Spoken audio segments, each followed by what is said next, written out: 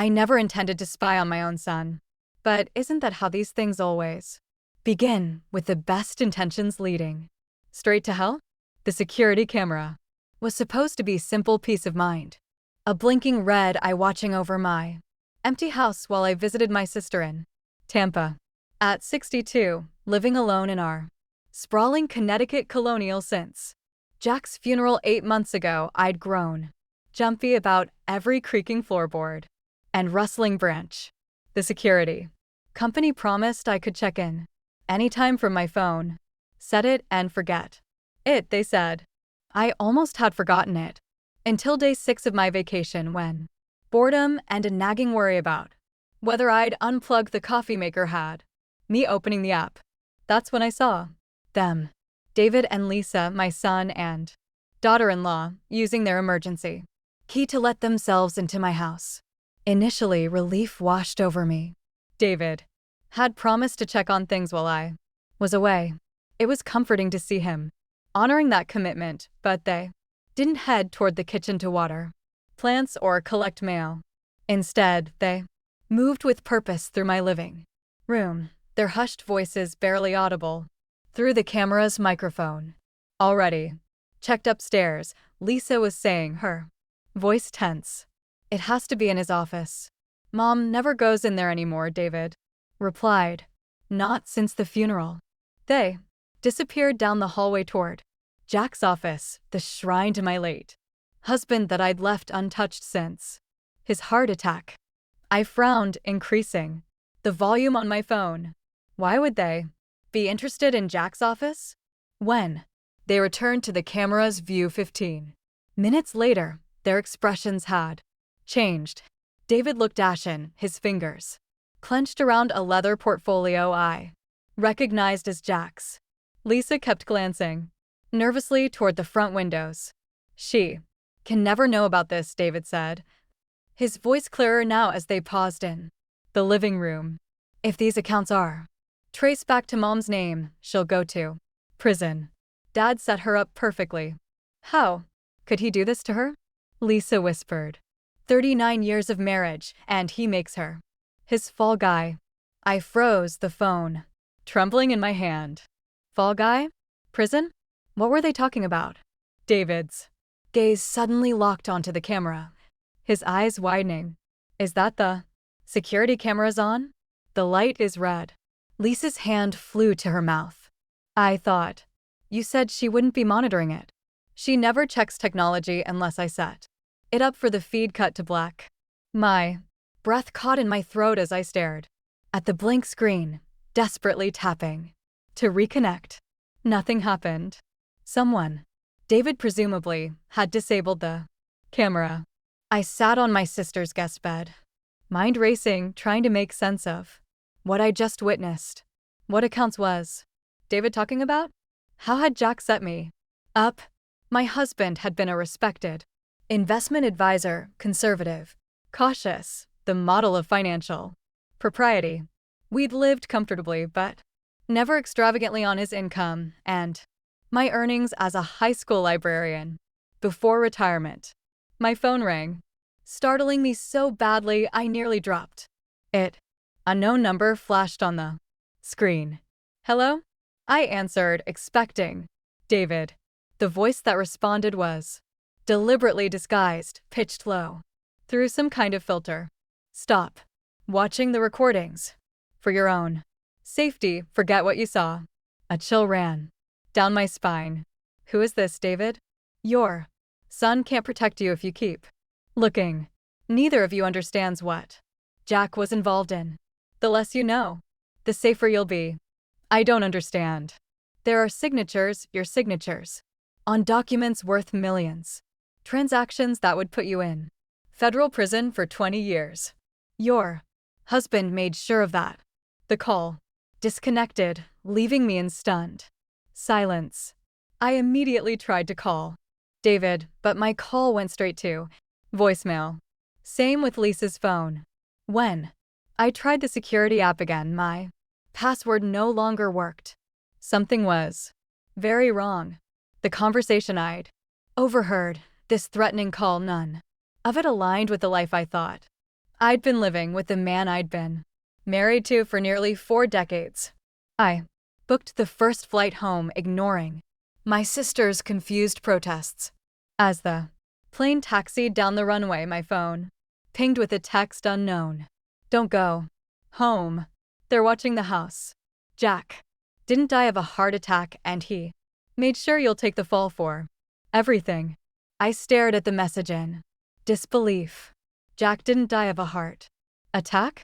I'd identified his body at the hospital myself, seen his ashen face with my own eyes, hadn't I?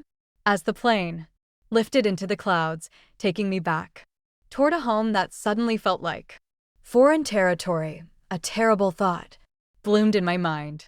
After 39 years of marriage, how well had I really known Jack Williams?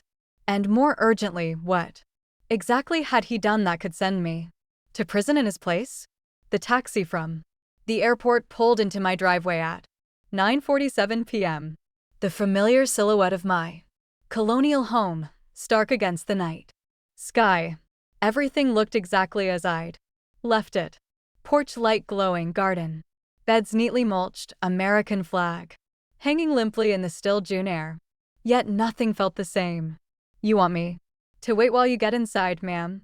The driver asked, eyeing the darkened windows. Make sure everything's all right? I nearly said yes. Instead, I handed him cash with a generous tip. No, thank you. My son is expecting me. A lie, but a necessary one. I needed to face whatever waited inside alone, without witnesses. The front door's lock turned smoothly under my key. Inside, the house smelled different. A faint trace of Lisa's perfume mingled with something else. I stood motionless in the foyer, listening. The house creaked and settled. Familiar sounds that had never before seemed menacing. I flicked on lights as I moved through the ground floor. Living room untouched. Dining room the same. Kitchen. I froze. A coffee mug sat in the sink. Lipstick stain on the rim. Not mine. Not Lisa's preferred shade either. Someone else had been in my house. Jack's office door stood ajar, a thin slice of darkness visible through the gap. I'd kept it closed since his death, preserving it like a museum exhibit of my husband's life. With trembling fingers, I pushed it open and fumbled for the light switch. The destruction was immediate and obvious. File cabinets hung open, their contents strewn across the floor. The painting behind his desk, a mediocre landscape Jack had inexplicably paid a small fortune for, had been removed from the wall, revealing a wall safe I'd never known existed. The safe door hung open, empty. I stepped carefully through the debris, noticing the drawer linings pulled out, the books swept from shelves, the methodical nature of the search. This wasn't random vandalism. Someone had been looking for something specific. My phone buzzed in my pocket. Another text from the unknown number. Unknown. They didn't find what they were looking for, but they'll be back. Checked the loose floorboard under his desk chair. I stared at the message, hairs rising on my arms. Whoever this was, they were watching me or knew things about my house that even I didn't. Dropping to my knees, I pushed Jack's leather chair aside and ran my fingers over the hardwood. Near the wall, one board shifted slightly under pressure. I dug my fingernails into the edge and pulled upward. The board lifted, revealing a hollow space. Inside lay a thin manila envelope. With shaking hands, I retrieved it and opened the seal. Inside was a single sheet of paper, a bank statement from an institution I'd never heard of, located in the Cayman Islands. The account was in my name. The balance showed just over $7 million. My name, my signature on the account application paperwork, but I'd never signed this. I'd never even seen it before. Yet it was unmistakably my signature, or a perfect forgery. The Implicate. I never intended to spy on my own son. But isn't that how these things always begin, with the best intentions leading straight to hell? The security camera was supposed to be simple peace of mind. A blinking red eye watching over my empty house while I visited my sister in Tampa. At 62, living alone in our sprawling Connecticut colonial since Jack's funeral 8 months ago, I'd grown jumpy about every creaking floorboard and rustling branch. The security company promised I could check in anytime from my phone. Set it and forget it, they said. I almost had forgotten it until day 6 of my vacation, when boredom and a nagging worry about whether I'd unplug the coffee maker had me opening the app. That's when I saw them, David and Lisa, my son and daughter-in-law, using their emergency key to let themselves into my house. Initially, relief washed over me. David had promised to check on things while I was away. It was comforting to see him honoring that commitment, but they didn't head toward the kitchen to water plants or collect mail. Instead, they moved with purpose through my living room, their hushed voices barely audible through the camera's microphone. Already checked upstairs, Lisa was saying, her voice tense. It has to be in his office. Mom never goes in there anymore, David replied. Not since the funeral. They disappeared down the hallway toward Jack's office, the shrine to my late husband that I'd left untouched since his heart attack. I frowned, increasing the volume on my phone. Why would they be interested in Jack's office? When they returned to the camera's view 15 minutes later, their expressions had changed. David looked ashen, his fingers clenched around a leather portfolio I recognized as Jack's. Lisa kept glancing nervously toward the front windows.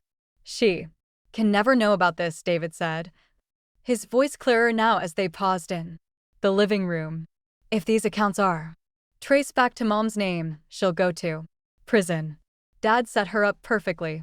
How could he do this to her? Lisa whispered.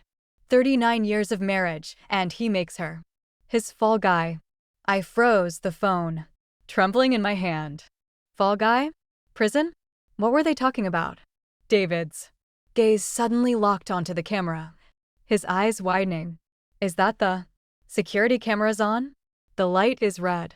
Lisa's hand flew to her mouth. I thought you said she wouldn't be monitoring it. She never checks technology unless I set it up for the feed cut to black.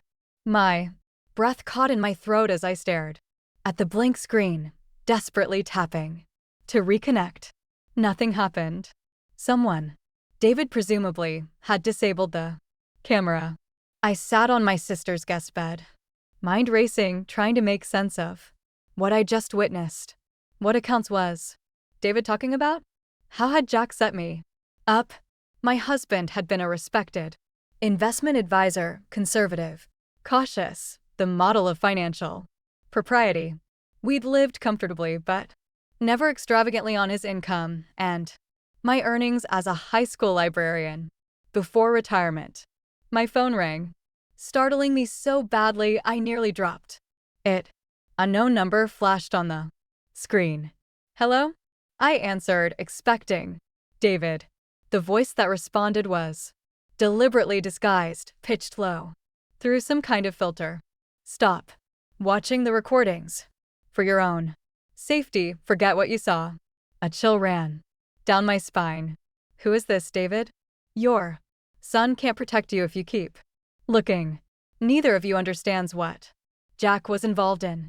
The less you know, the safer you'll be. I don't understand. There are signatures, your signatures, on documents worth millions.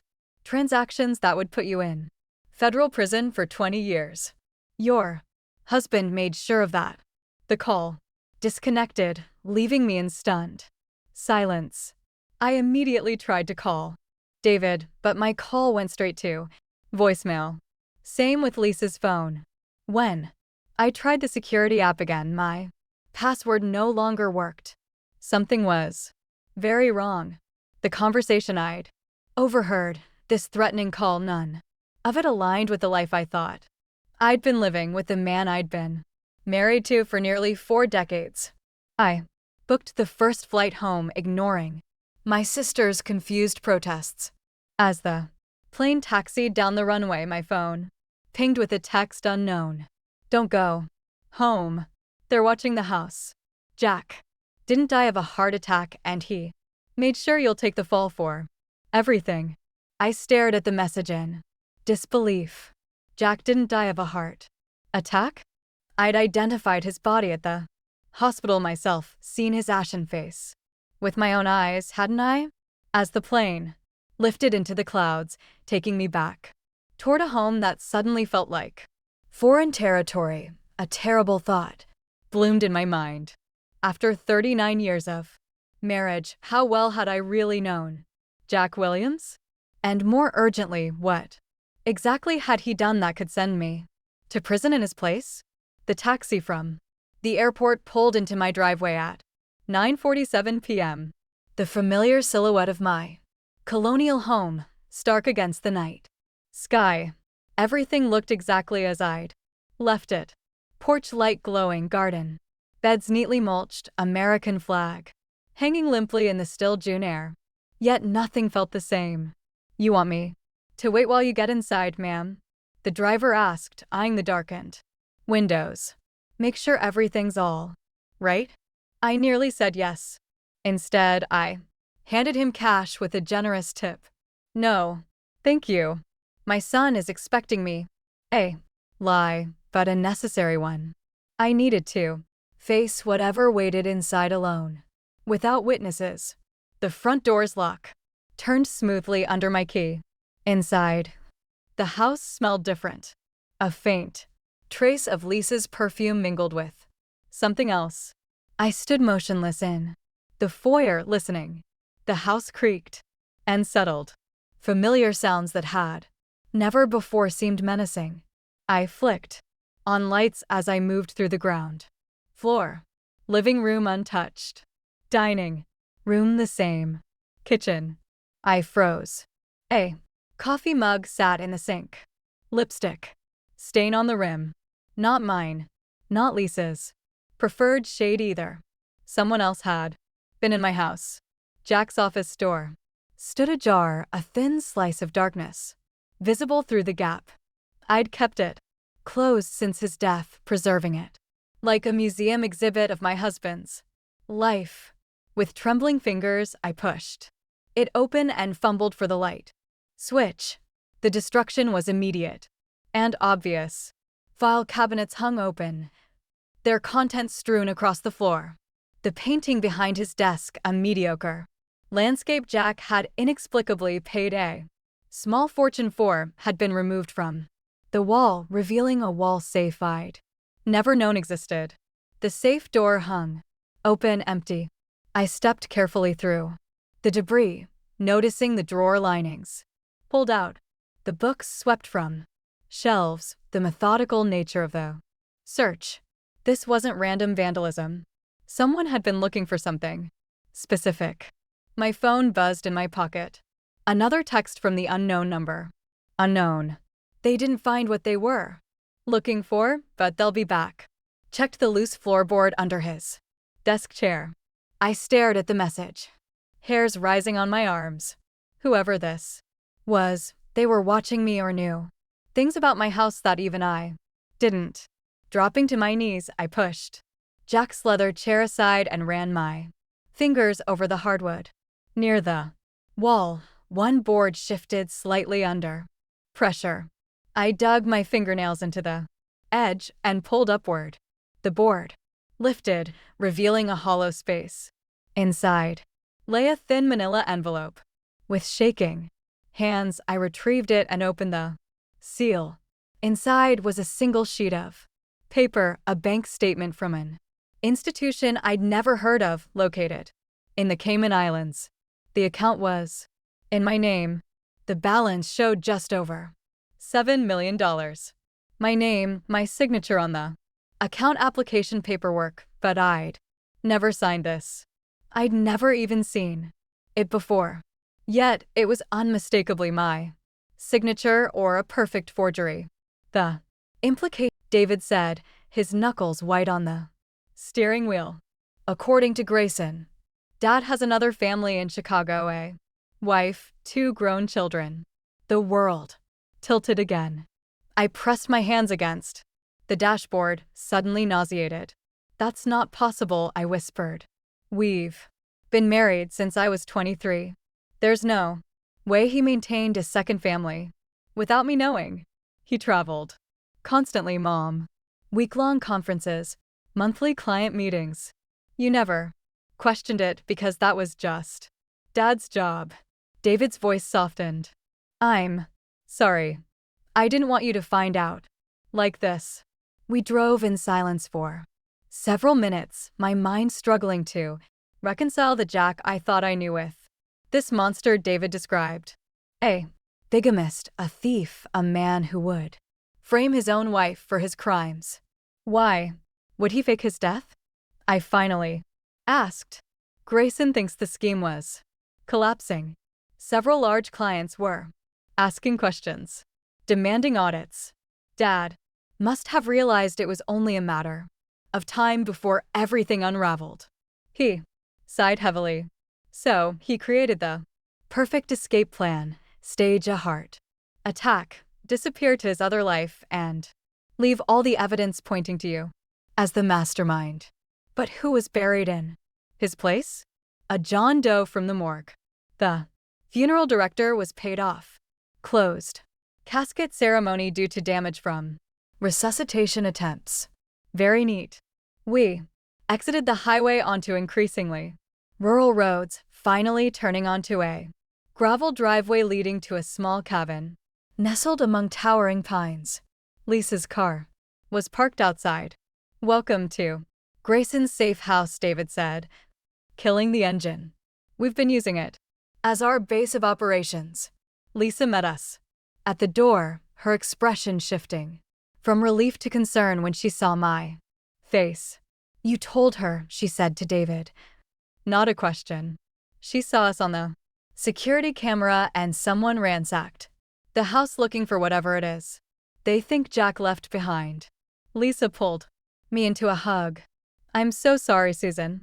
We wanted to find proof of your innocence before burdening you with any of this. Inside, the cabin was sparse but comfortable living area with a wood stove, small kitchen, 2 bedrooms. What caught my attention, however, was the wall covered in photos, documents, and index cards connected by red string, like something from a detective movie. I approached it slowly. At the center was Jack's photograph linked to drivers, licenses with different names. Branching out were financial documents, property records, and photos of people I'd never seen before, including a woman about my age, elegant, dark-haired, standing beside Jack at what appeared to be a graduation ceremony. Catherine Ellison. Lisa said quietly, coming to stand beside me. Jack's other wife. They've been married 35 years, as far as we can tell. They have 2 children, Thomas Jr. and Rebecca. I stared at the woman who had unknowingly shared my husband for decades. Had she known about me? Was she complicit or another victim? These men who came to the house tonight, I said, still staring at Catherine's face. Who are they? We think they're working for whoever Jack was laundering money for. David replied, dangerous people who are now exposed because Jack disappeared with their millions. I pulled the Cayman Island statement from my pocket. Is this what they're looking for? David took it, eyes widening. Where did you get this? Someone texted me, told me to check under the floorboard in Jack's office. Lisa and David exchanged alarmed glances. Someone else knows about all this, Lisa said. Someone who has been watching the house. The question is whether they're trying to help or manipulate you, David added, examining the statement. This account number could be valuable, but it's not enough to access the funds. I sank onto the couch, suddenly exhausted. So what happens now? I can't go home. My husband isn't dead, but is apparently a criminal, with another family and dangerous. People think I know where millions of their dollars are hidden. Now, said a new voice from the doorway. We find Jack before his friends find you. I turn to see a tall, weathered man in his 50s.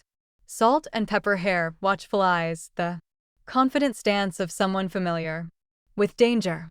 Mom, this is Malcolm. Grayson, David said. The investigator I told you about. Grayson nodded in acknowledgement. Mrs. Williams, I wish we were meeting under better circumstances. Apparently, my circumstances have been built on lies. For 40 years, I replied. So these circumstances seem appropriate. He almost smiled. Your son said you were tough. Good. You're going to need to be. Why is that? Because, he said, approaching the evidence wall. I've located Jack and tomorrow we're going to pay him a visit. Chicago, I repeated, struggling to process Grayson's plan as dawn broke over the pine trees surrounding the cabin. We're driving to Chicago today. Flight's faster, he replied, packing surveillance equipment into a nondescript duffel bag. We leave in 2 hours. I hadn't slept. After Grayson's bombshell announcement, we'd spent half the night reviewing everything he'd uncovered about Jack's double life. My husband, the man who'd held my hand through childbirth, who'd nursed me through pneumonia, who'd forgotten our anniversary 3 years running, but always made up for it with thoughtful gifts, had been living a complete second existence in Illinois. Thomas Ellison, respected financial advisor, family man, husband to Catherine for 35 years, father to their children, Thomas Jr. and Rebecca, grandfather to Rebecca's twin boys, homeowner in Lake Forest, member of an exclusive golf club, donor to Northwestern University where both his children had attended, all while being Jack Williams, my husband of 39 years in Connecticut. I don't understand how this is physically possible, I said, staring at the driver's license photo of Thomas Ellison. Undeniably Jack, though with different glasses and slightly grayer hair than in his most recent photos as Jack. The sheer logistics of maintaining 2 completely separate lives. It's not unheard of, Grayson replied, checking the magazine in a handgun before securing it in a shoulder holster. The casual way he handled the weapon made me wonder about his background before becoming a private investigator. Men with jobs requiring regular travel are best positioned to pull it off. Your husband had the perfect cover with his investment business. 2 weeks with you. 2 weeks with her, David added quietly. Remember how he always said client trips couldn't be rescheduled? How inflexible his travel dates always were? I did remember. For decades, Jack's business trips had been sacrosanct, immovable features of our calendar around which everything else had to be arranged. I'd missed family, weddings, canceled vacations, and rearranged countless plans to accommodate his rigid schedule. All those Christmas business trips, I murmured, a particularly painful memory surfacing. 3 years in a row he missed. Half of December, claimed he had year-end client meetings that couldn't be postponed. He was with his other family, Lisa said gently. Of course he was. The pieces were aligning with nauseating clarity. The separate bank accounts he'd insisted on maintaining. For tax purposes, the strict boundaries around his office, the mysterious calls he'd take outside, claiming poor reception, his adamant refusal to retire, despite having more than enough saved. Did she know about me? I asked, staring at Catherine Ellison's photograph. Grayson shook his head. My surveillance suggests she's as much a victim as you are. She believes Thomas was in Boston on business when he supposedly died. As far as she knows, he's been working remotely for the past 8 months traveling to meet clients, but based primarily at home. So he faked his death as Jack, but continued living as Thomas, I summarized. And now he's laundered money is missing and dangerous people think I have it. Exactly, Grayson confirmed. Which is why confronting him is our best option. He knows where the money is, and right now, that information is the only bargaining chip we have to keep you safe. I looked at David and Lisa, who'd been whispering together near the kitchen. You're both coming to Chicago, too. They exchanged glances. I'm coming, David said. Lisa's staying behind to coordinate with a forensic accountant friend who's reviewing the financial records we need to understand exactly what Dad was involved in. 2 hours later, I found myself passing through airport security with a borrowed suitcase containing hastily purchased clothes. The normality of the airport, families heading on vacations, business travelers tapping on laptops, felt surreal against the backdrop of my imploding life. Once we land, Grayson explained quietly as we waited at our gate. We'll establish surveillance on the Ellison house. According to my sources, Catherine has a standing lunch with friends on Thursdays, which means Jack or Thomas will likely be alone at home for at least 2 hours. And then what? I asked. We just knock on the door. Then he said, his eyes serious. You confront the man who tried to frame you for his crimes, and I make sure he doesn't disappear again. The flight passed in a blur of anxiety and rehearsed confrontations that died on my lips. What do you say to a husband of nearly 4 decades who's revealed himself to be an absolute stranger? How do you address betrayal so profound it borders on mythological? In Chicago, we rented a nondescript sedan and drove to Lake Forest, an affluent suburb north of the city. The contrast between the modest colonial I'd shared with Jack and the sprawling Tudor mansion where he lived, as Thomas was yet another betrayal. While I'd clipped coupons and maintained a careful household budget, he'd been living in luxury with his other family. We parked down the street, and Grayson used a telephoto lens to confirm the house was occupied. A silver Mercedes. Jack's car sat in the circular driveway. That's Catherine leaving now, Grayson said, focusing on a well-dressed woman emerging from the front door.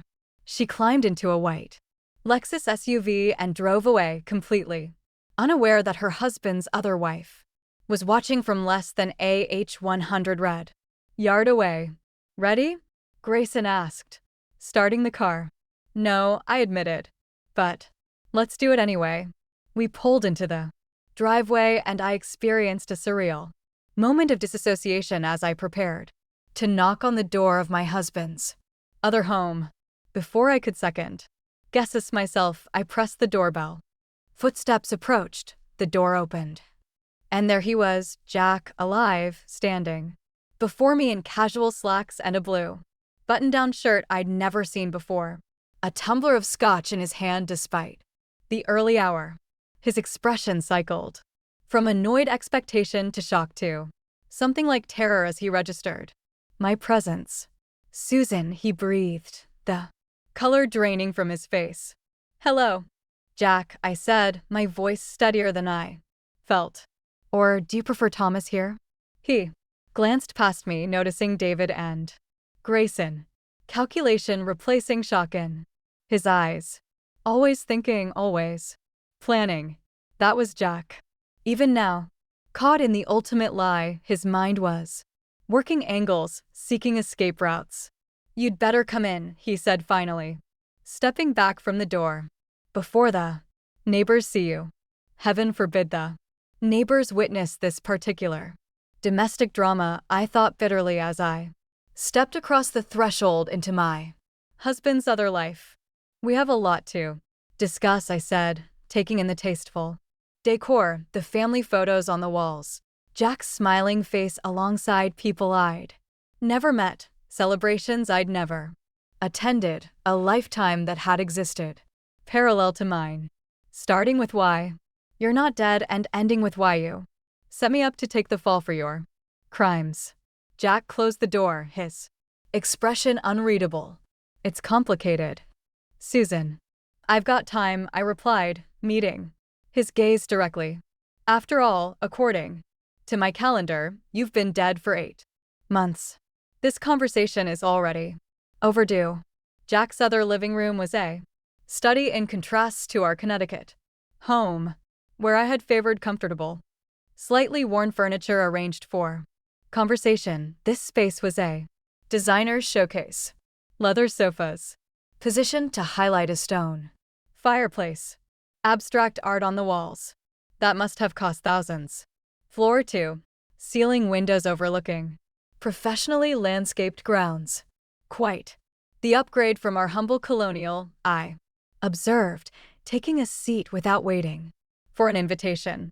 Jack remained standing, his eyes darting between me, David, and Grayson, who positioned himself near the door, blocking the most obvious escape route. This isn't what it looks like, Jack began, falling back on the classic defense of men caught in indefensible acts. Really, I tilted my head, because it looks like you've been living a double life for decades, stealing money from your clients and then faked your death, framing me for your crimes. Please explain how my interpretation is incorrect. David stepped forward, his face tight with anger. You set Mom up to take the fall. Your own wife. That wasn't. Don't, David interrupted. We've seen the paperwork. Her forged signatures, the accounts in her name, the shell companies. You built a perfect paper trail leading directly to her. Jack's shoulders sagged slightly. He moved to the bar cart in the corner and added more scotch to his glass. You want a drink? He asked, not meeting my eyes. This conversation requires one. I'm not here for a social call, I said coldly. I'm here because dangerous men ransacked our house last night looking for money you stole. Money these men apparently think I have. That got his attention. His head snapped up, alarm evident in his expression. They came to the house. Did they threaten you? Would you care if they had? I asked. You left me exposed. Jack. Vulnerable. Evidently, my safety wasn't a priority when you were staging your convenient heart attack. He had the decency to flinch. It wasn't supposed to happen this way. Enlighten us. Grayson spoke for the first time since entering the house. What was the plan exactly? Jack studied Grayson, clearly trying to place him. You're not law enforcement. No, Grayson agreed. Consider me the family's insurance policy. Something in his tone must have convinced Jack of the seriousness of the situation because he sank into a chair opposite me. The money laundering wasn't my idea, he began, swirling the amber liquid in his glass. I was approached about 15 years ago by a client, Martin Keller, wealthy industrialist, political connections. He needed a mechanism to clean money from certain international investments that operated in legal gray areas. And you just agreed? David asked incredulously. Jack shrugged. The commission was substantial, and once you start, it's nearly impossible to stop. These people don't accept resignations. So you were cleaning dirty money, I said. For whom? Exactly? Initially just Keller, then he introduced me to others. A real estate developer, a technology entrepreneur, a state senator, all needing certain financial transactions kept off the record. He took a long swallow of his drink. Last year, Keller brought in someone new, Anton Resnick, Russian oligarch with ties to some very unpleasant people. The operation expanded significantly, and that's when things started falling apart, Grayson surmised. Jack nodded. Resnick wanted faster turnaround, larger volumes. The system I'd built couldn't handle it without raising red flags. I tried to Scale back, but Resnick wasn't interested in my concerns. He made it clear failure wasn't an option. So, you decided to disappear, I said, the pieces aligning. But why frame me? Something ugly flickered across Jack's face. Not guilt, but annoyance, as if I'd identified a flaw in his otherwise perfect plan. It wasn't personal, Susan. I needed someone to take the fall, and a spouse is the logical suspect. The plan was to vanish. Let the heat fall on you initially, then. Have you cleared once I was safely away? You'd play the victimized wife, maybe. Face some minor charges, but ultimately be exonerated. The casual cruelty of it stole my breath. You were willing to let me be arrested, possibly imprisoned? How is that not personal? It was pragmatic, he replied. You're 62, no? Criminal record, respected in the community. You'd have gotten a sympathetic judge, minimal sentencing, if any. I calculated the risks. You calculated the risks, I repeated numbly. For me, without my knowledge or consent. I protected you for years by keeping you ignorant, he countered, a flash of anger breaking through his composed facade. Do you think Catherine knows anything about my business dealings? Either of you? I maintained that separation deliberately. How noble, I said, acid dripping from each syllable. And how convenient that your protection absolved you from honesty, fidelity, or basic human decency. David stepped closer, his disgust evident. Where's the money, Dad? The funds you laundered for Resnick and the others? Jack's expression closed. That's not your concern. It became her concern. David nodded toward me when men with guns started looking for it at her house. The same men who likely answered to this Resnick character. A flicker of genuine fear crossed Jack's face. They won't find anything in Connecticut. Then where will they find it? Grayson asked, his voice dangerously soft. Jack remained silent, calculation visible in his eyes. Let me be clear, Grayson continued. Mrs. Williams is now my client, and her safety is my priority. The only commodity you possess that might secure that safety is the location of Resnick's money. So I suggest you start talking. Or what? Jack challenged bravado, attempting to mask his unease. Or I leave, I said simply, rising from my seat. I walk out that door, call a taxi to the airport, and go home.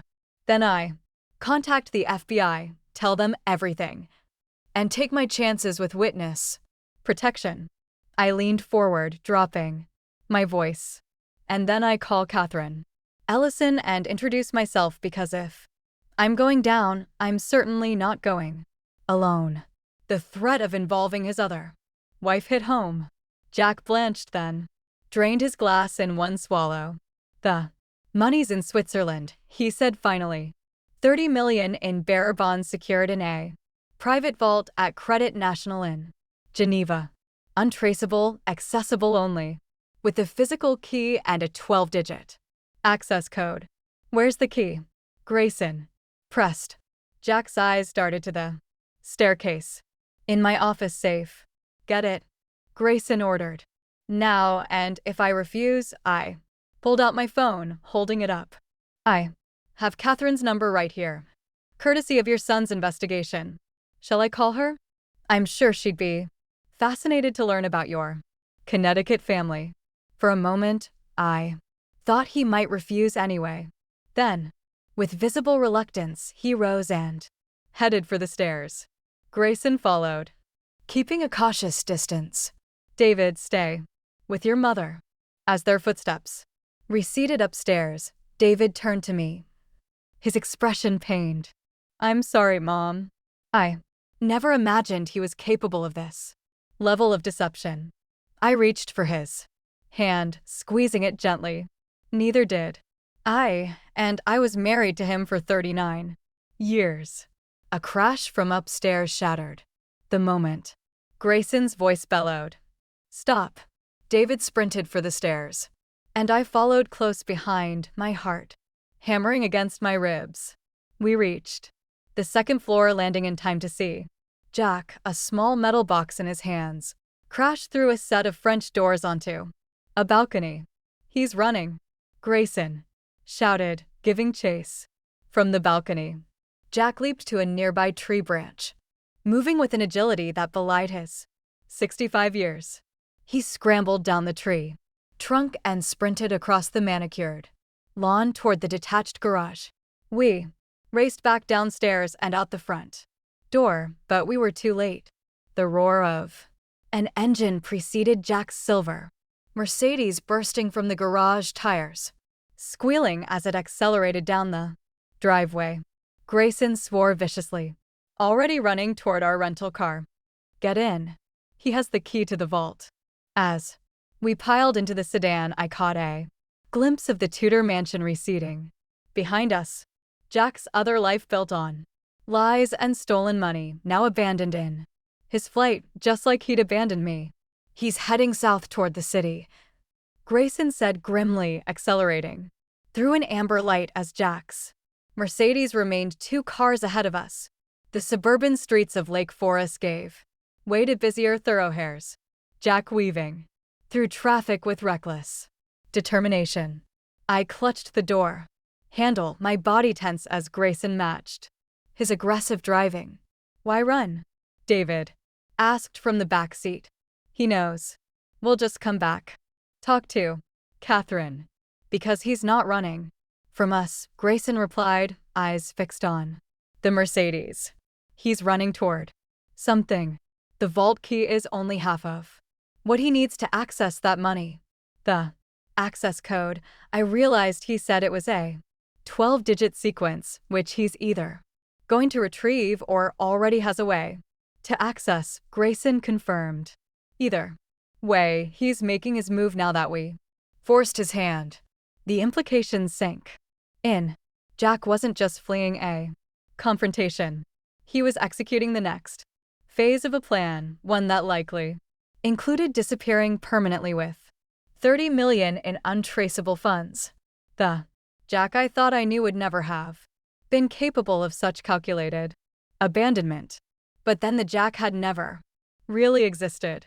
We followed the Mercedes onto the highway, joining the flow of midday traffic heading into Chicago. Despite Grayson's skill, we lost ground as Jack executed a dangerous maneuver across 3 lanes to exit downtown. "Damn it," Grayson muttered, forced to continue past the exit. "We'll have to loop back around." "Wait," I said suddenly, a memory clicking into place. "I think I know where he's going." When Jack Thomas had business in Chicago, he always stayed at the same hotel. "The Grayson." "You're sure?" Grayson asked, already navigating toward the next exit. "Positive." He claimed they had the best business center and fastest Wi-Fi. Another lie. Undoubtedly, the hotel had simply been convenient to his other home. Grayson pulled a sharp U-turn as soon as we exited, heading back toward the city center. "If you're right, he'll have a room there under the Ellison name. Probably keeps clothes, documents, maybe the access code for that Swiss account." 10 minutes later, we pulled up to the gleaming facade of the Grayson, a luxury hotel catering to business travelers. Jack's Mercedes was nowhere in sight, but that didn't mean he wasn't here. The hotel offered underground parking for guests. "How do we play this?" David asked as we entered the opulent lobby, marble floors gleaming beneath crystal chandeliers. "Direct approach," Grayson decided, heading straight for the reception desk where a polished young woman greeted us with a professional smile. "Welcome to the Grayson. How may I assist you today?" Grayson produced a leather credential wallet that he flipped open briefly. Too briefly for me to see what it contained, but long enough to impress the receptionist. "We need information on a guest, Thomas Ellison. It's a security matter." Her smile faltered. "I'm not authorized to." "Ma'am," Grayson cut in, his voice dropping to a confidential tone. Mr. Ellison is involved in a federal investigation. Cooperating now will save everyone considerable inconvenience. She hesitated, then tapped quickly on her keyboard. Mr. Ellison is a regular guest, but he doesn't have a current reservation. When was he last here? I asked. 3 days ago. He checked out Tuesday morning. Grayson pressed further. Does Mr. Ellison maintain a safe deposit box with the hotel? The receptionist's eyes widened slightly. I'm really not supposed to. Please, I interjected, improvising. I'm his wife, Catherine. I removed my wedding ring, showing her. Thomas called me in distress, saying he'd forgotten something critical in the hotel safe. He's waiting for us to retrieve it. The combination of Grayson's implied authority and my personal appeal worked. Her expression softened. Mr. Ellison does maintain a secured box in our executive storage facility, she admitted. But I can't release it without his presence or written authorization. Grayson placed a business card on the counter. Call this number if Mr. Ellison returns today. It's extremely important. As we retreated to a seating area near the elevators, David looked confused. So, he's not here? We lost him. No, Grayson said, surveying the lobby with practiced eyes. He's here, or he will be. He needs whatever's in that safe deposit box. My eyes drifted to the polished elevator doors, then to the discreet sign indicating executive services on the mezzanine level. What if he doesn't come through the front? A hotel this size must have service entrances, staff elevators. Grayson nodded approvingly. Good thinking. David, stay here and watch the lobby. Mrs. Williams and I will cover the mezzanine level. The mezzanine housed the hotel's business center, a concierge desk for VIP guests, and a discreet door marked executive services that presumably led to the safe deposit facilities. We positioned ourselves in a small lounge area with a clear view of both the main and service elevators. How did you get the receptionist to talk to you? I asked Grayson quietly. What credentials did you show her? A ghost of a smile crossed his face. Former secret. Service ID. I keep it as a souvenir. Most civilians don't look closely enough to see it's expired. That's technically impersonating a federal officer, I noted. Technically, he agreed without remorse. But sometimes bending rules is necessary when pursuing someone like your husband. 40 minutes passed with no sign of Jack. I was beginning to think we'd misread his intentions when my phone buzzed with a text from David. David, he's here. Came through the garage elevator, heading your way. Seconds later, the service elevator. Doors opened and Jack stepped out now, wearing a baseball cap and sunglasses, a feeble disguise. He moved purposefully toward the executive services door, seemingly unaware of our presence. Grayson moved to intercept him, and I followed. Jack spotted us just as he reached the door, his body tensing like a cornered animal. It's over, Jack, I said, keeping my voice low to avoid attracting attention. Whatever you're planning, it's done. You don't understand what you're interfering with, he hissed, glancing around for escape routes. These people will kill all of us if they don't get their money. Then let us help you, Grayson offered, positioning himself to block any retreat to the elevator. Turn over the key and the access code. Let the authorities handle Resnick and his associates. Jack barked a humorless laugh. The authorities? Resnick owns half the police department and has federal judges on his payroll. Why do you think I had to disappear? So, your plan was to steal from him instead? I asked, incredulously. How is that safer than going to the FBI? Something shifted in Jack's expression. Calculation giving way to desperation. I didn't have a choice, Susan. Once you're in Resnick's organization, there's only one way out. And what about me? I demanded, anger flaring.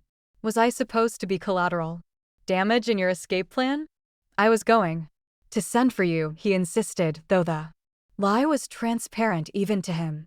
Once I was established somewhere safe. Established with Catherine, you mean? I countered.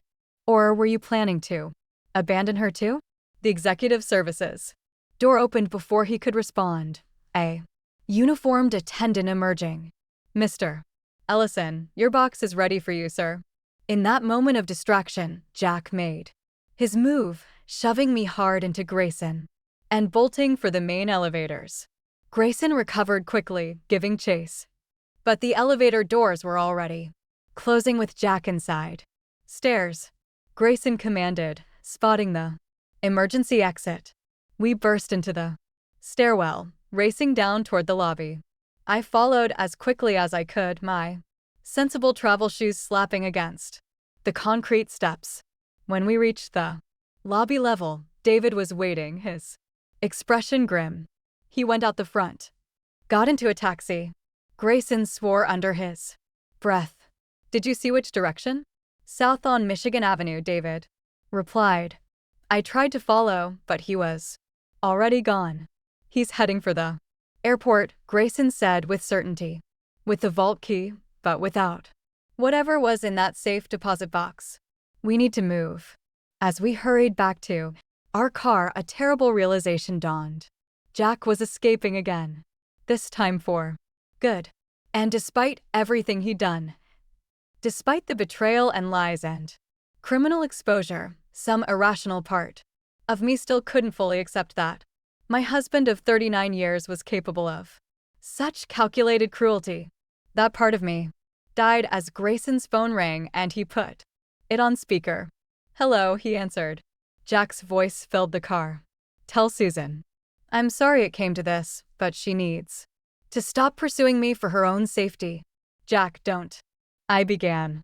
It's too late. He cut me off. Resnick's people know you're looking for me. They'll assume you know where the money is. Get somewhere safe. And stay there. The call disconnected. Can you trace that? David asked Grayson. Burner phone? Grayson replied, his expression grim.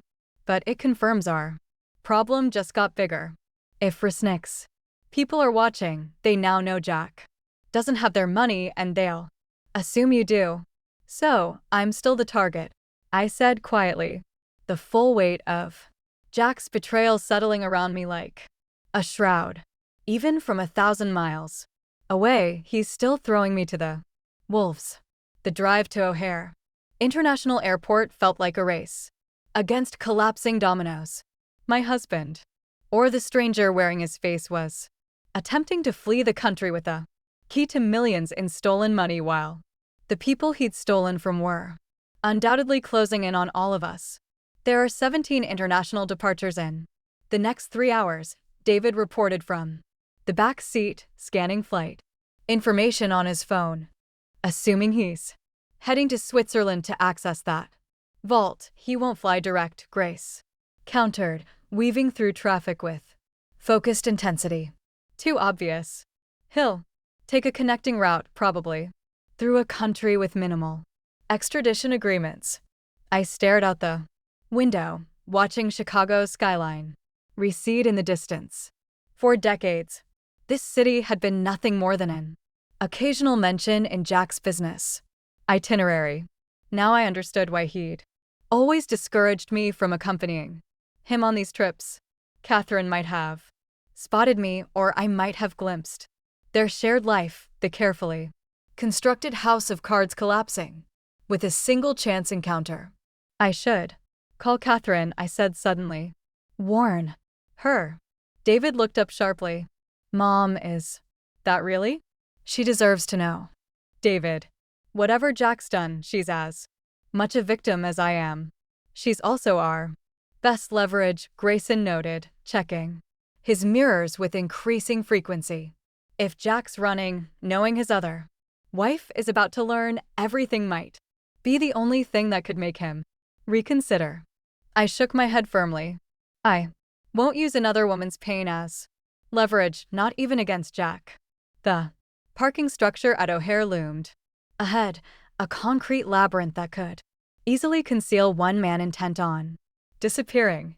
Grayson circled several levels before spotting the silver Mercedes parked haphazardly in a corner space. He's definitely here, Grayson confirmed, pulling into a spot with a clear view of Jack's abandoned vehicle. Now we need to figure out which flight. I'll check with the airlines. David volunteered already, dialing a number on his phone.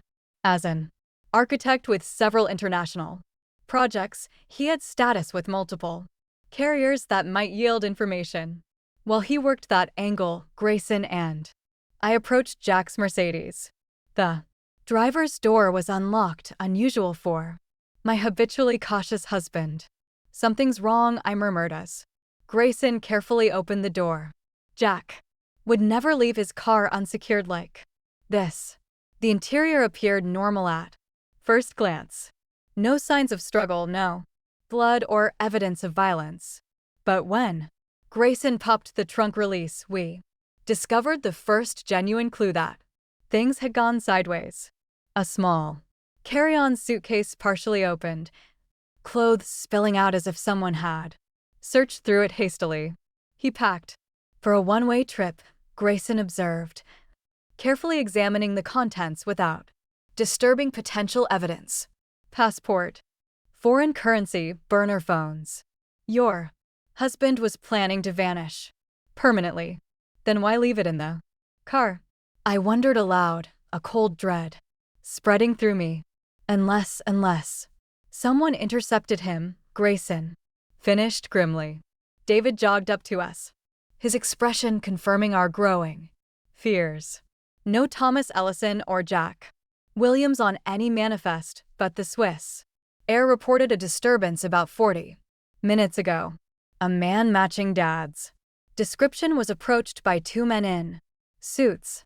They appeared to be escorting him out a service entrance. Resnick's people found him first, Grayson concluded, already scanning the parking structures, exits, and security cameras. We need to move now. Move where? I demanded. If these people have Jack, what's our next step? Grayson's face hardened. We follow. These men will take your husband to Resnick, who wants one thing, his money. Jack has the physical key, but apparently not the access code, which means he's only valuable until he produces both or reveals where to find them. You think they'll torture him for information? David said, his voice tight. I think they'll do whatever is necessary to recover $30 million. Grayson replied evenly.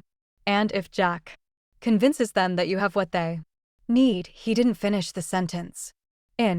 Icy clarity settled over me. Jack had created this nightmare, entangled all of us in his web of lies and theft. Now it was up to me to find a way out.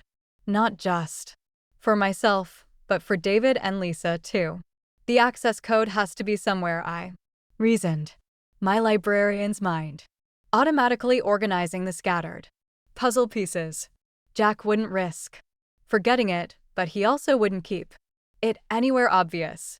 Could it be in the hotel safe deposit box? David suggested. I shook my head. Too risky. If someone else gained access, they'd have half of what they needed to steal the money. Somewhere personal. Then, Grayson mused. Something only he would recognize as significant. A memory surfaced suddenly. Jack at his desk in Connecticut, meticulously updating a leather-bound journal each month. His legacy book. He'd called it, where he recorded important family dates, achievements, financial milestones. His journal, I said, certainty blooming. Jack kept a record of everything important. Dates, accounts, passwords, all encoded in a system only he understood. The journal must contain the access code disguised as something else. Where is this journal? Grayson asked intently. In his office at home. It's a red leather book, with no title on the spine, kept in the right-hand drawer of his desk. Grayson was already dialing a number on his phone.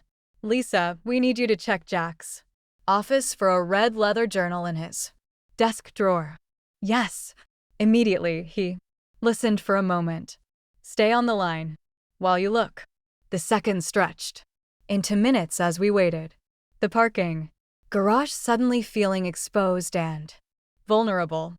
I found myself scanning for suspicious vehicles, unfamiliar faces, a new hypervigilance born from the knowledge that dangerous men were now interested in finding me.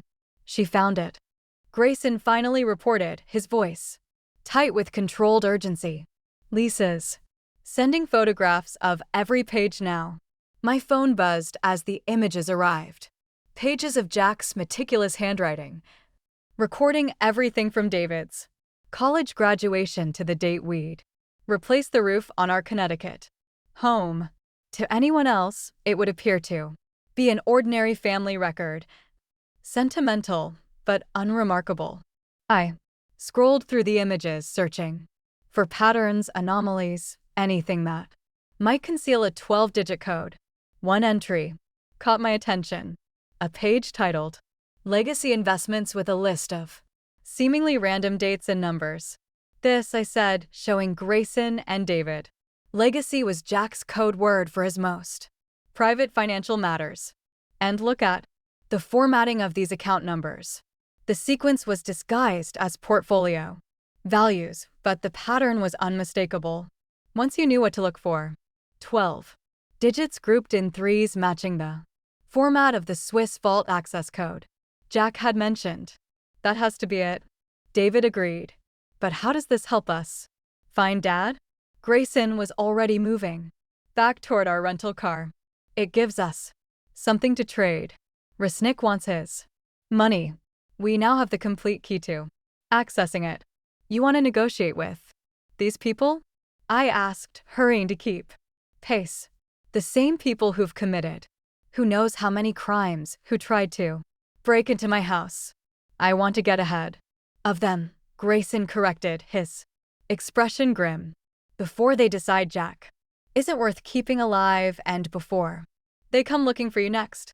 As we pulled out of the parking structure, David's phone rang, Lisa's number flashing on the screen. Lisa, what's wrong? His face palled as he listened. When are you sure? After a moment, he disconnected, his hands visibly shaking. What is it? I demanded. Someone broke into the cabin while Lisa was out getting supplies, he reported tightly. They ransacked the place, took all our research. The evidence wall is destroyed. Is Lisa all right? I asked. Immediately. She's fine. She came back. As they were leaving. Stayed hidden. Until they were gone. He swallowed. Hard. But that's not all. She got a partial plate number on their car. She ran it through a friend at the DMV and Grayson prompted the car as registered to a shell company owned by Senator Howard Keller's family trust. The name hit me like a physical blow. Howard Keller, Martin Keller's son, the state Senator Jack had mentioned as one of his clients. They're all connected, I whispered. Jack's clients, the money laundering, the political power. It's a complete network and they're closing in. Grayson confirmed grimly. From all directions. Night had fallen. Over Chicago. The city's glittering skyline a stark contrast to the industrial wasteland where we now found ourselves. Grayson had insisted on switching vehicles twice since leaving the airport, finally trading our rental car for a nondescript delivery van, obtained through channels he declined to explain. You sure this is the right place? I asked, peering through the windshield at the abandoned warehouse looming before us. The building's broken windows and graffiti-covered walls suggested years of neglect. This is the address Resnick's people provided. Grayson confirmed, checking his weapon One final time before tucking it into his shoulder holster. Remember the plan. I do the talking. You stay behind me. David remains in the van as our contingency. The plan had closed over.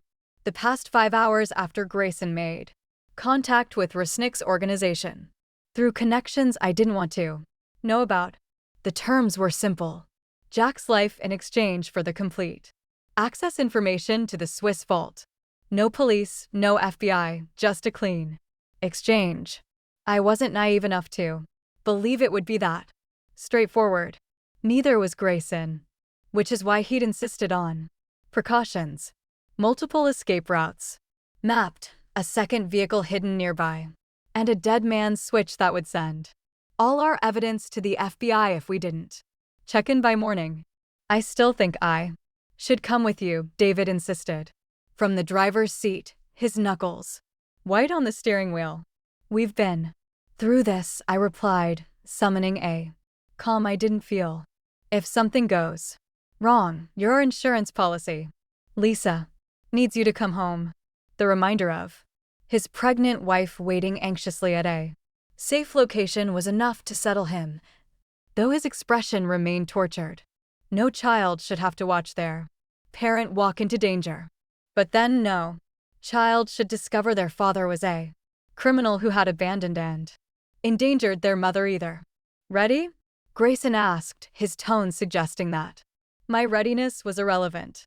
The timetable wasn't ours to control. I nodded, patting the inner pocket of my jacket where I'd secured a copy of the journal page with the access code. The original journal remained with Lisa, one more layer of protection against betrayal. The warehouse interior was cavernous, the darkness broken only by a few industrial lights illuminating the center of the space. 3 black SUVs were parked in a semicircle there, headlights creating harsh shadows. Men in suits stood at strategic points, their stances communicating professional menace. And there, in the center, seated on a metal chair with his hands bound before him, was Jack. Even from a distance, I could see he'd been roughly handled. Blood had dried at the corner of his mouth, and he held himself rigidly, suggesting additional injuries beneath his clothing.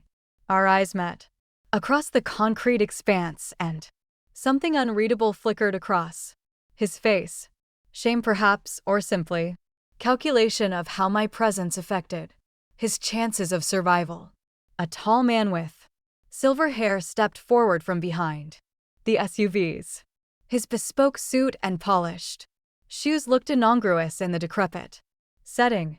Mrs. Williams. He greeted me, his accent faintly Eastern European. And, associate, I appreciate your punctuality. Mr. Resnick, Grayson acknowledged. We've brought what you asked for. Resnick's smile never reached his eyes. Excellent. Though I must admit, I'm curious how a simple librarian and her son managed to determine what my best people could not. The location of your husband's insurance policy. The casual reference to my profession confirmed my worst fears. They'd been investigating me probably for months. While I'd been grieving Jack's death, these people had been compiling information on his family, preparing for the eventuality that he might betray them. Perhaps you should hire librarians instead of thugs, I replied, surprising myself with my steady voice. We're quite good at finding information. A genuine laugh escaped Resnick.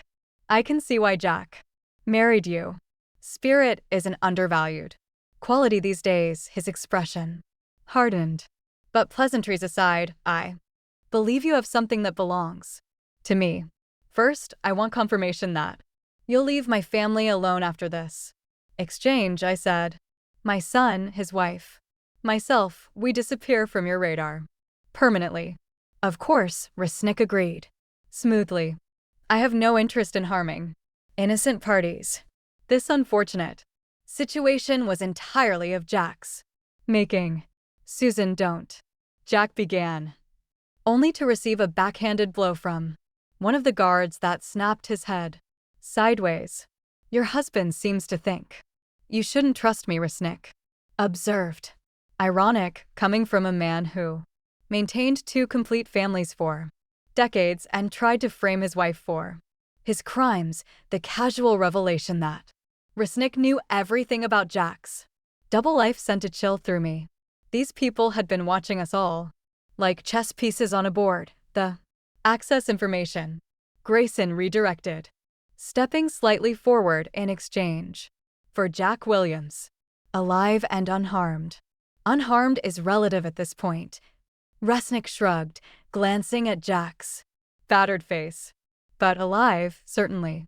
I removed the paper from my jacket and handed it to Grayson, who approached Resnick with measured steps. One of the suited men intercepted him, taking the document and delivering it to his boss. Resnick studied the journal page, his expression revealing nothing. After a moment, he pulled out a phone and called someone, speaking rapidly in what sounded like Russian. The conversation was brief, ending with a satisfied nod. The code format matches our records, he confirmed. Now the physical key. Release him first, Grace encountered. The key comes after. Resnick considered this for a moment, then signaled to the guards. One of them cut Jack's restraints and hauled him roughly to his feet. Jack stumbled forward, his movement stiff and pained. As he passed Resnick, the Russian caught his arm. Remember our conversation, Jack, he said quietly, though the warehouse acoustics carried his words clearly. About consequences. Something dark passed between them before Jack was shoved forward, making his way unsteadily toward us. When he reached my side, I caught a whiff of dried blood and expensive cologne. The latter a final absurd reminder of the facade he'd maintained for so long. Susan, he began, his voice, not now. I cut him off, unable to process the complexity of facing him in this moment. Grayson produced a small metal object from his pocket, the vault key we'd found hidden in a compartment of Jack's Mercedes. After more thorough searching, our side of the bargain, he said, holding it up for Resnick to see. Excellent. Resnick replied. Bring it to me, Mrs. Williams. Grayson tensed beside me. That wasn't the arrangement. The arrangement has evolved, Resnick stated calmly. Mrs. Williams will bring me the key. A simple courtesy. It was a power play designed to remind us who controlled the situation. I took the key from Grayson, our eyes meeting briefly. A silent communication of caution. It's fine, I assured him, though we both knew it wasn't. I crossed the concrete expanse with measured steps, feeling Jack and Grayson's eyes on my back, aware of the armed men surrounding us. When I reached Resnick, he extended his hand palm up. As I placed the key in his palm, his fingers closed around mine, holding me in place. You should know, he said quietly, for my ears alone. Your husband offered to trade your life for his freedom. Twice his smile was cold. Some men simply cannot be rehabilitated. Mrs. Williams. He released my hand and I stepped back, the final illusion about Jack Williams shattering into irretrievable fragments. I turned and walked back toward Grayson and Jack, my mind curiously calm despite the danger still surrounding us. We're done here, Resnick announced. My men will escort you to your vehicle. I suggest you leave Chicago tonight and forget this unfortunate chapter entirely. As we backed toward the warehouse entrance, flanked by Resnick's guards, Jack leaned close to me. Susan, whatever he told you, save it, I whispered fiercely. We're not out of this yet. The night air hit my face as we emerged from the warehouse, the van with David waiting exactly where we'd left it. The exchange was complete. We had Jack. Resnick had his key and code. But as Grayson had warned earlier, people like Resnick Didn't leave loose ends, and we were the loosest ends of all. Drive, Grayson, ordered as we piled into the van. Jack, wincing as he settled into the back seat. Don't stop until we hit the expressway. David didn't need to be told. Twice. The van lurched forward, tires squealing as we accelerated away from the warehouse. In the side mirror, I watched Resnick's men return to their SUVs, their postures relaxed, unhurried. That was too easy, I said, voicing what we all must have been thinking. They're following us, Grayson confirmed, checking the mirrors at a distance, but they're there. Of course they are, Jack spoke up, his voice ragged. Resnick never leaves witnesses, and we know too much about his operation. The exchange was just to get the vault access. I turned to look at my husband, this man who was simultaneously intimately familiar and a complete stranger. In the harsh glow of passing street lights, I catalogued his injuries: split lip, bruised cheek, the careful way he held his ribs suggesting further damage beneath his shirt. I should have felt sympathy, concern, the instinctive care of a wife seeing her husband injured. Instead, I felt nothing.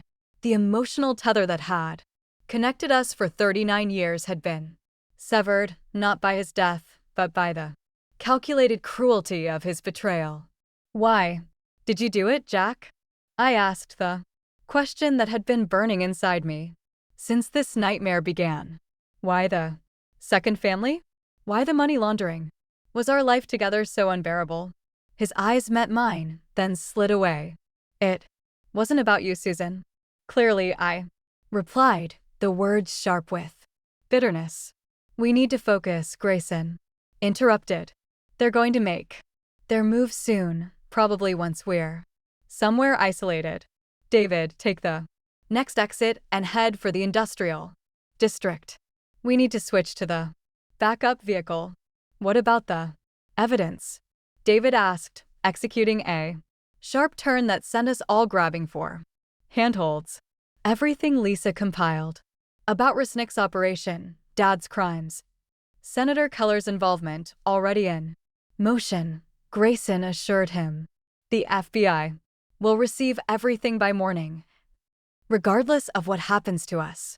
Tonight, Jack straightened at this, alarm breaking through his pained expression. You've contacted the FBI. Are you insane? Resnick owns half the Chicago field office, not the Chicago office, Grayson replied calmly. And not directly. I have protocols in place from my previous career. Secure channels that can't be intercepted or traced. A humorless laugh escaped Jack. You think that matters? Resnick's network extends to every major law enforcement agency in the country. Why do you think I had to run instead of turning state's evidence? Because you're a coward, I said quietly. The truth of it suddenly, blindingly clear. It was never about protecting me. You ran because you wanted the money and the clean escape. Everything else was justification. Jack flinched as if I'd struck him. For the first time since finding him alive, I saw something genuine in his expression. Shame, perhaps, or simply the discomfort of being truly seen. The SUVs are gaining, David reported tensely, checking the mirrors as he navigated through increasingly deserted streets. 3 of them now. There, Grayson pointed to an abandoned loading dock beside what appeared to be a defunct meatpacking plant. Pull in there. The second vehicle is in the garage structure around back. David maneuvered the van into the shadowed area, cutting the lights and engine. In the sudden silence, I could hear Jack's labored breathing, the distant wail of a siren somewhere in the city, my own heartbeat pounding in my ears. We go on foot from here, Grayson instructed, checking his weapon. Again, through the building to the rear. Exit, the SUV is fueled and ready. Keys under the floor mat. If we get separated, the rendezvous point is the motel we discussed. David nodded, his face tense but determined as he helped Jack from the van. Despite everything, he was still acting as a beautiful son, still helping the father who had endangered us all. We moved swiftly through the darkened building, Grayson leading with his gun drawn, navigating by the beam of a small tactical flashlight. The interior was a maze of abandoned processing equipment, conveyor belts frozen in time, hooks hanging ominously from overhead tracks. How much further? Jack whispered, his breathing increasingly labored. Almost there, Grayson replied, his voice low. Loading dock is just beyond. The sound of breaking glass echoed from somewhere behind us, followed by the heavy tread of multiple sets of footsteps. They found the van, Grayson hissed. Move. We broke into a run, Jack struggling to keep pace despite David's supporting arm. I stayed close behind them, acutely aware of how exposed we were.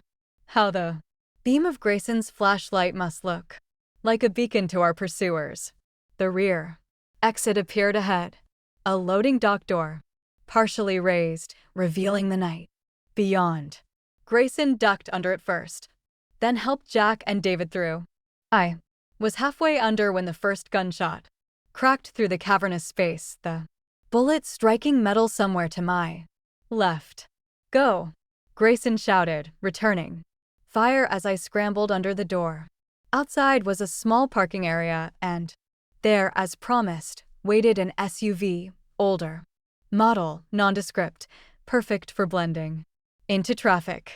David was already helping Jack into the back seat.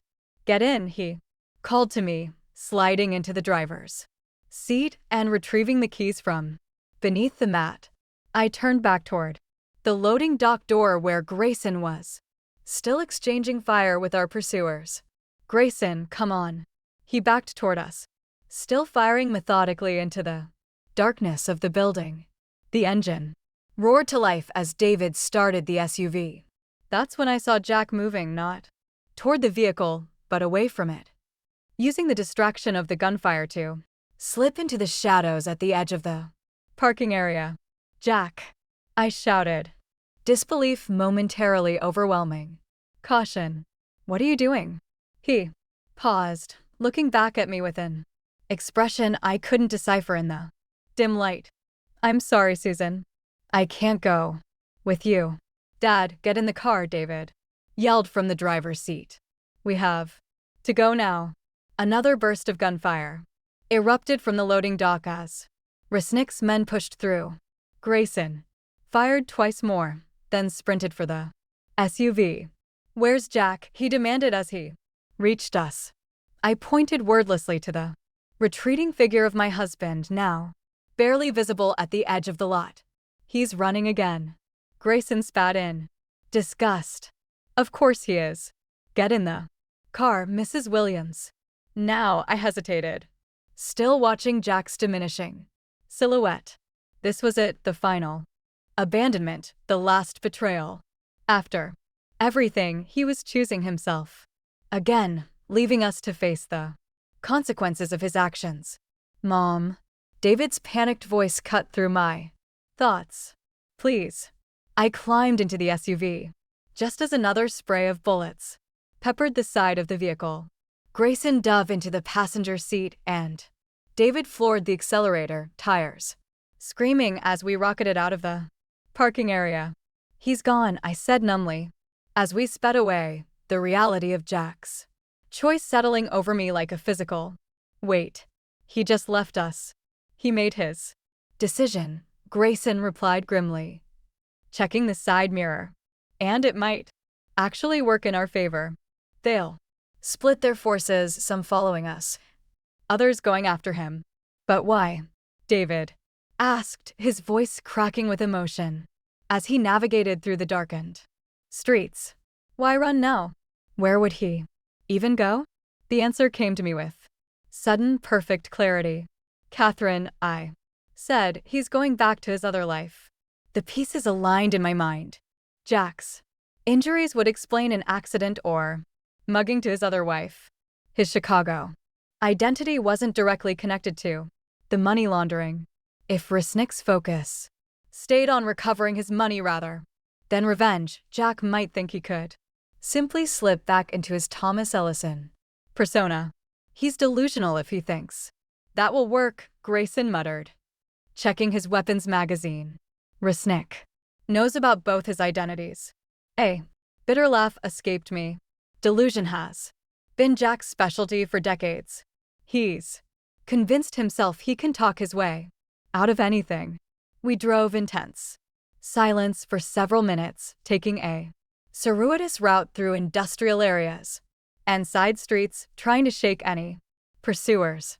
Eventually, Grayson directed David onto the expressway, heading south, away from Chicago, away from Jack, away from the wreckage of my former life. What happens now? I asked, watching the city recede in the rear window. Resnick still has men looking for us. The FBI might not move quickly enough to protect us. And Jack has made his choice. Grayson finished. For me, our priority is getting you and David to safety until the evidence reaches the right people and arrests begin. And then what? I pressed. Witness protection, new identities, starting over at 62. David caught my eye in the rearview mirror. We'll face it together, Mom. Whatever comes next. As we drove through the night, putting miles between ourselves and Chicago, I thought about the woman I had been just days ago. A widow mourning a faithful husband. A mother who trusted her son but didn't understand his concern. A retiree whose greatest worry had been whether to remodel the kitchen. That woman was gone, replaced by someone harder, more cautious, but also more clear-eyed. Someone who had looked betrayal in the face and survived it. Someone who had discovered she was stronger than she'd ever been allowed to believe. Jack had orchestrated my figurative death when he'd arranged his own fake demise and set me up as his fall person. But in doing so, he had inadvertently given me a rebirth. Whatever identity I carried forward from this night, it would be one I chose for myself, not a role assigned by a man who had never truly seen me. Together, I agreed, reaching forward to squeeze my son's shoulder. That's the only way forward. The highway stretched before us, dark but full of possibility, as we drove toward an uncertain dawn. 3 months later, I stood at the window of a small apartment in Portland, Oregon, watching rain trace patterns down the glass. The weather here was a stark contrast to Connecticut's crisp autumn, perpetually damp, the sky a watercolor of grays and silvers. I had begun to find beauty in it, in this city where no one knew me as Susan Williams, grieving widow and betrayed wife. Here I was, Ellen Foster, early retiree and recent transplant from the East Coast. A simple cover identity arranged by Grayson's contacts while the federal investigation proceeded. Not witness protection. Technically, that would come later if necessary, but a temporary shield while the dominoes of Jack's criminal enterprise fell one by one. My phone buzzed on the counter. David's daily check-in right on schedule. Despite having his own protective relocation with Lisa, now 7 months pregnant, he maintained consistent contact. Sometimes these calls were our only tether to normality in lives that had become unrecognizable. How are the childbirth classes going? I asked, after exchanging greetings. Lisa's a natural, he replied, pride evident even through the phone. The instructor says she has excellent breathing technique. We chatted about ordinary things, the nursery they were preparing, the rainy weather in both our new locations, a book I'd recently read. Only at the end did he broach the subject we both knew was coming. Grayson called this morning, David said, his tone shifting. The FBI made more arrests yesterday. 3 executives from Keller Industries, a federal judge in Illinois, and 2 high-ranking members of the Chicago Police Department. The corruption network is unraveling faster than they expected. And Senator Keller, I asked, resigned last week ahead of indictment. They're saying he'll cooperate in exchange for leniency. I absorbed this silently. Another piece of Jack's world collapsing. In the weeks following our escape from Chicago, Grayson's evidence package had triggered one of the largest public corruption investigations in recent history. What the press had dubbed the Resnick affair had already implicated dozens of officials, exposed millions in bribes, and revealed money laundering operations across 5 states. Any word about Jack? I finally asked. The question I both dreaded and needed answered. David hesitated. Nothing confirmed.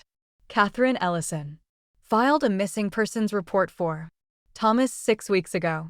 Authorities are treating the cases as connected, but there's been no trace of him since that night in Chicago. After Jack's final abandonment in the warehouse parking lot, he had vanished completely. No credit card transactions, no border crossings under known aliases, no contact with either of his families.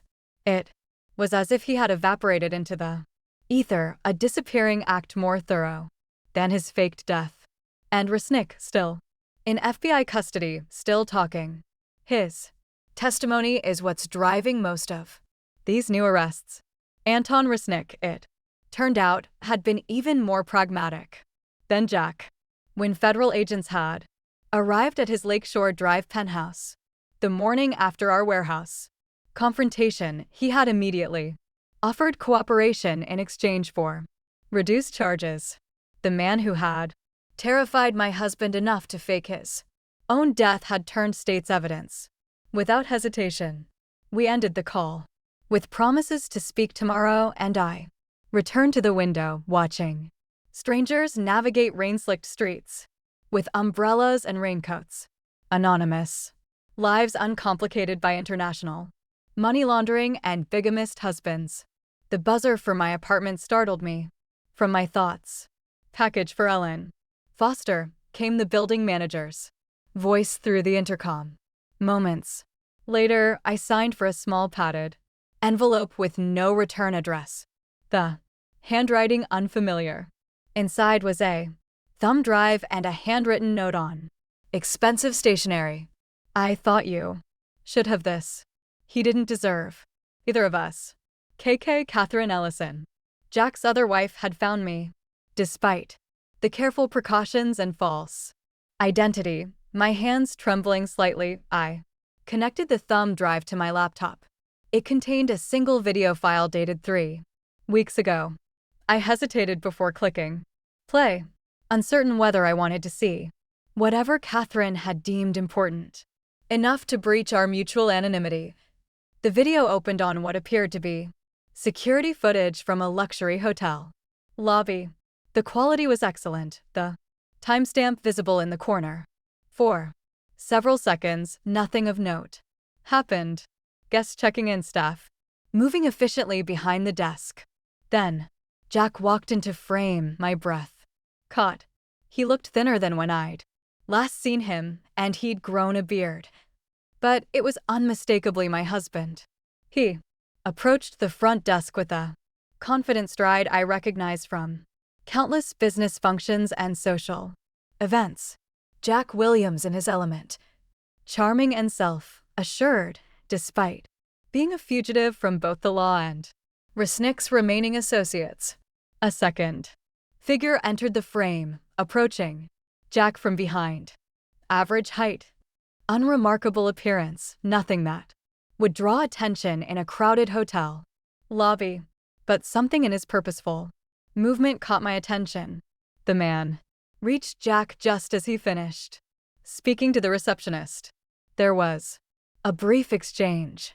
Jack's expression shifting from annoyance to recognition to fear in the space of seconds. The man gestured toward the elevators, and Jack reluctantly complied. They disappeared from view, and the video jumped to a different camera angle, a hallway on an upper floor. Jack and his companion walked to a room, entered, and the door closed behind them. The video jumped. Once more. Same hallway, same door. But the timestamp showed nearly 2 hours had passed. The door opened and the unremarkable man emerged alone, straightening his jacket before walking calmly toward the emergency stairs, rather than the elevator. Jack never reappeared. The video ended, leaving me staring at a blank screen, a chill running through me.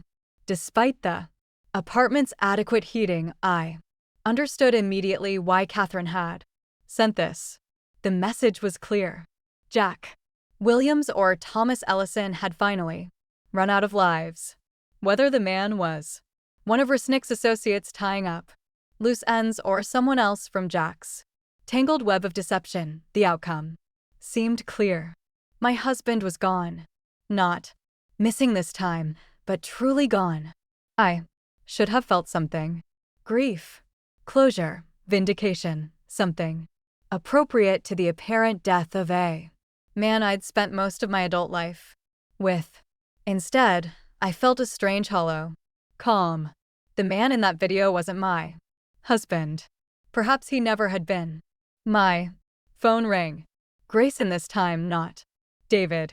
You've seen it? He asked without preamble. The hotel footage? Yes. Catherine sent it. We need to move you immediately. If she found you, she's not a threat, I interrupted with certainty. This was woman Tomon, a final closure. For both of us. Silence stretched between us as Grayson considered this. Are you all right? He finally asked, his professional detachment softening slightly. I'm fine, I replied, surprised to find it was true. Jack died for me 8 months ago. This is just confirmation. After ending the call, I removed the thumb drive and placed it in a small decorative box on my bookshelf. Not hidden, but not prominently displayed either. A relic of a life that no longer existed. The rain had intensified, drumming against the windows with newfound purpose. I made tea and settled into the small reading nook I'd arranged by the window, my favorite spot in this temporary home. On the side table lay library books about Oregon history and local architecture, a newspaper open to job listings I'd circled, part-time positions at bookstores and community centers, and a brochure for a painting class at the community college. Small steps toward whatever came next. The federal prosecutor handling the Resnick case had been clear. After the trials concluded, I would have options. I could enter witness protection permanently with a new identity and location. Or if the threat assessment allowed it, I might eventually reclaim some version of my former life. Perhaps not in Connecticut, but somewhere I could use my real name. Again, reconnect with old friends live, without looking over my shoulder. For now, though, I was Ellen Foster, learning to paint in the rain and reading books about my new city. Building a life not defined by Jack Williams or his betrayals. My phone buzzed with a text from David, an ultrasound image of my future granddaughter captured at this morning's appointment. Beneath it, he'd written, "She already has mom's chin. We can't wait for you to meet her." I smiled, tracing the tiny profile with my fingertip. Jack had taken so much from us. Security, trust, the past we thought we'd shared, but he hadn't taken everything. David and Lisa were creating a new family. I was discovering capacities I'd never been allowed to develop during my marriage. We were moving forward, one day at a time, into lives of our own choosing. Outside, the rain began to ease. Patches of late afternoon sunlight breaking through the clouds. I opened my laptop and began composing an email to the community college, registering for the painting class and a workshop on local history. Ellen Foster had plans for the future, and for the first time in months, I found myself looking forward rather than back, not with certainty, but with Something more valuable possibility. The past was written, its final chapter. Now closed with Catherine's video, but the blank canvas of whatever came next belonged to me alone.